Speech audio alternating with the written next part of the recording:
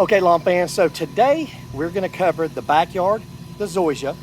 We're gonna cover the neighbor's lawn and what he's up to, and we're gonna cover my front area plus the chipping green. So got a lot in this video. It's gonna go a little bit longer than the normal video of, 3 minutes. So here is the backyard Zoysia. Now, before some of you guys start zooming in and taking a look and saying, wow, that's great. No, we're gonna be honest with you and we're gonna show you some areas. I'm gonna show you that area that's extremely thin. We're gonna show you the dead spot from last winter, last spring, and some other areas. Now, Zoysia, don't think that it's the same as Bermuda and you're gonna have the same results as Bermuda.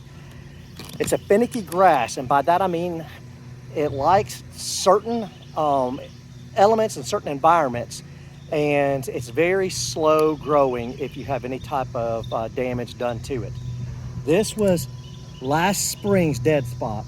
And if you look and you see those small circles, those are plugs that I did last year. And I did those probably mid-August. And if this were Bermuda, it would have filled in and this would look great. It would have looked great by the end of fall. But I've got all sorts of runners that are growing in here, if you'll take a look all the way around. And this is gonna fill in. It's just taking a little bit longer. And I would say by July, I probably will see this filled in. But here's my problem. Same thing up here. I've got that same issue. I've got runners everywhere. And last year, I thought that whole area would be filled in by this time. Zoysia is so slow growing.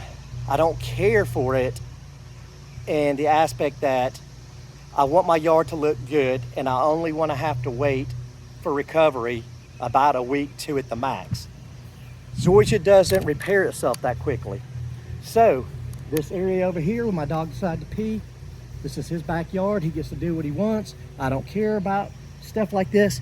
But if that was my front yard, I'd have to plug that. I'd cut the whole thing out and put a new divot in there, because this Zoysia is not going to recover in a week or 2 from that. It's going to take longer for that. Bermuda, boom, that's going to recover 2 weeks max. So I guess my whole thing advice to give you guys is, if you love a beautiful yard and you're going to put Zoysia down in your front yard and something happens, you spill fertilizer, you have drought, you have pea spots, you have mold damage, you're going to have to be prepared and patient to wait on that to repair. It's not going to repair in a couple weeks like Bermuda. You may have to plug it with good sized plugs, not just little small plugs, good sized plugs, or you may have to think about going and getting the Zoysia that you have in sod pieces, cutting that and replacing those areas. That's just the way that Zoysia is, this specific kind, Xenon. Now, let's go up here. Let's take a look at the chipping green. I'll tell you what's going on with that. Now, my neighbor, he has decided he is in the real game. Real being real mower game. He has a real mower on order, waiting for it to come in. And as soon as he gets it, we're gonna scalp his yard down, we're gonna level it, and he's gonna start cutting with the real mower once that new growth comes back up. Here we go to the chipping green. Okay, I don't know how good this is gonna pick up the transition from the lower cut to the higher cut on the fringe over there. But the outside of this is a fringe going all the way over to here. In this area over here, I have some ideas I'm gonna do. I'm gonna freshen it up, pine straw. I'm gonna put new plantings in to make that part look good. New pine straw through here. I am going to manually aerate this either today or sometime this weekend, and that's gonna be the first top dressing that I'm gonna do of sand on this season. I'm gonna give you another look at this. We're at about 4 o'clock in the afternoon, I think, on a Friday afternoon. I got a cloud cover above me, so you may not be able to make out a whole lot. But that is what she looks like right now.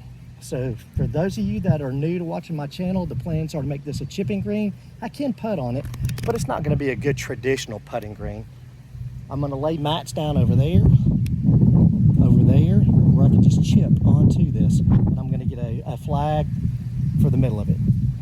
Now here's the lawn today. This is after a cut today. I go all the way across to my buddy's, that side of his driveway there, I cut it over there. Now I'm gonna show you something.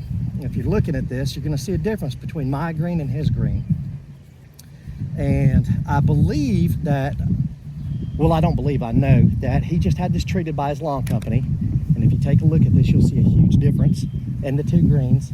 And I believe they probably went down with the 4600 over here to push growth and to green it up real quick. That's okay, and I know a lot of you guys that like to use the 4600. I just think that you can tend to get some disease issues when you push top growth a lot and you're not pushing the roots down with a good balanced out fertilizer. But anyways, his yard is looking good right now.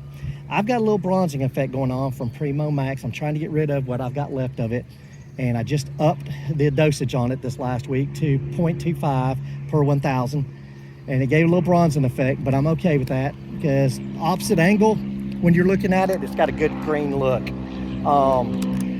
I just recently went and got my fertilizer to last me for the rest of the season that was on sale. It's a 1648 with some micros in it, some other good beneficial stuff. Now, if you were looking at his yard and you saw this right here, you thought, man, he's got dollar spot or some kind of fungus. No, that's a chemical burn, okay? What happened is that the company came out, they were training some new people, and they just laid a little bit too much or had some on their tires when they went through this area. And so it burned the grass, and that's one thing that makes me think this is a 4600, for it to burn it that quick. And he's got another spot here and over there. But he will be transitioning to a real mower pretty soon.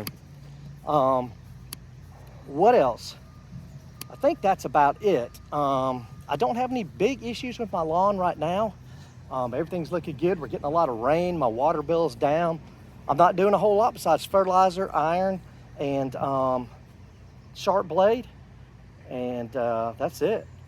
So what I will be doing here soon is I'm going to put out Hydretain. If you don't know what that is, it's a moisture manager, and it reduces the amount of water supposedly that you have to put on your lawn each week. It does work. I've used it for years now, and it does work. I've got an area down there. You can look back at one of my prior videos that it's got a bed of slate rock up underneath the soil. It dries out every year. It did dry out every year until I started using the Hydretain down there. And the yard literally down there would be brown and the rest of this would be green. But now I have no worries with that. It stays green just like the rest of the yard. I'll use that on azaleas, gardenias, crepe myrtles. I just take it and I mist all of them, and then you water it in. You water your lawn, you put it on, then you water it in. But that's it, guys. That's all I got for you. Got any comments or anything? Leave them below. Bermuda Brian out.